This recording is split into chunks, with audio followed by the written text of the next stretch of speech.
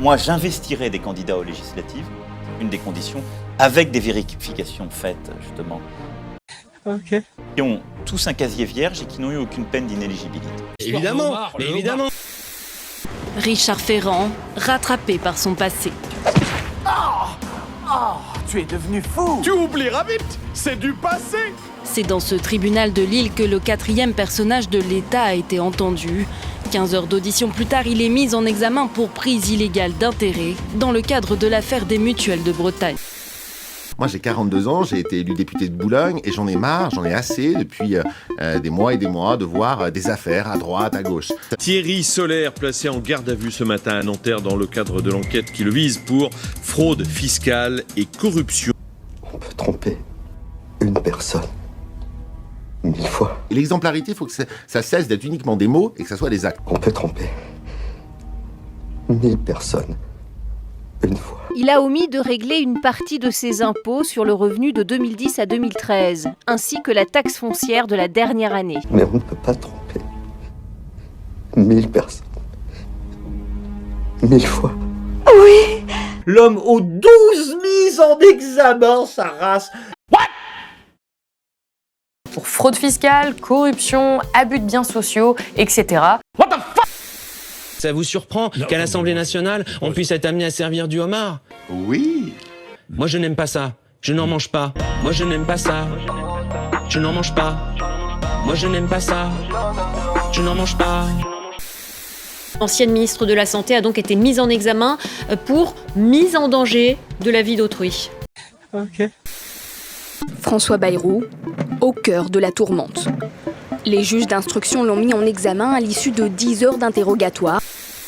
Laetitia Avia. La députée à l'AREM de Paris est épinglée par Mediapart. Jean-Gabriel Bourgeois, elle est accusée de harcèlement, de racisme, d'humiliation. Je ne sais pas qui vous a dit ça, mais c'est faux. Par d'anciens assistants.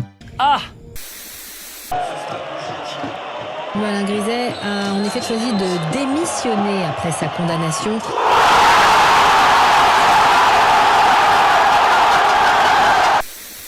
À 6 mois de prison avec sursis et 3 ans d'inéligibilité également avec sursis. Il a d'ailleurs fait appel. Gladys Lafitte, il était reproché au ministre d'avoir caché une partie de son patrimoine à la Haute Autorité pour la transparence de la vie publique. Le tribunal a fait un constat sévère. C'était très bien! C'était très bien! J'ai une allergie, j'ai une intolérance aux crustacés, aux fruits de mer. Monsieur Pignon? Oui. Si je vous dis précisément ce qu'il faut lui dire, vous pensez que vous pouvez le faire? Il y a des moments, j'ai vraiment l'impression que vous me prenez pour un imbécile. Hein. Le ministre de la Justice, il n'est pas au-dessus des lois. Mais il n'est pas non plus en dessous. Je vous souhaite une excellente journée.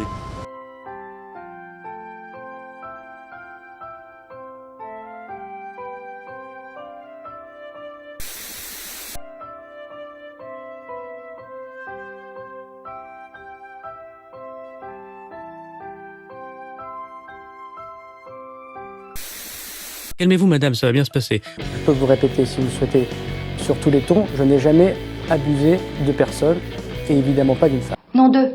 La femme qui accuse le ministre de viol en 2009 fait appel du non-lieu rendu par la justice vendredi dernier. Et alors, tu croyais quoi toi? Nathalie Elimas était directement accusée de harcèlement moral et maltraitance physique sur ses collaborateurs. La situation de la secrétaire d'État était devenue gênante au sein du gouvernement. Ah oui, c'est cocasse. Je ne prends pas de champagne. Je déteste le caviar. Je déteste le caviar. Je déteste le caviar. Des affrontements éclatent entre des manifestants et les forces de l'ordre en marge des défilés pour la fête du travail. Il s'appelle Alexandre Benalla. Est-ce que c'est une affaire d'État ou pas? Non.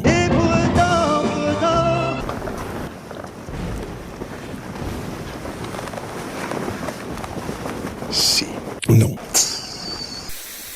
Pour anticiper d'éventuels conflits d'intérêts, est-ce que vous avez un process d'ores et déjà? Vous leur demandez de remplir des déclarations d'intérêts? Comment vous faites concrètement? Il y a deux choses sur les conflits d'intérêts. Le conflit d'intérêts qu'on doit éradiquer, c'est celui qui est concomitant à l'exercice d'une fonction publique. C'est le numéro 2 de l'Élysée. Avant d'être le bras droit d'Emmanuel Macron, Alexis Kohler a siégé au conseil d'administration des chantiers navals de Saint-Nazaire en 2010. Ce qui est reproché à M. Kohler, c'est le mélange des genres entre d'un côté ses postes au sein de l'État et de l'autre côté la société de sa famille, la société Mediterranean Shipping Company MSC. Le conflit d'intérêts qu'on doit éradiquer, c'est celui qui est concomitant à l'exercice d'une fonction publique. Qui ferme sa putain de gueule!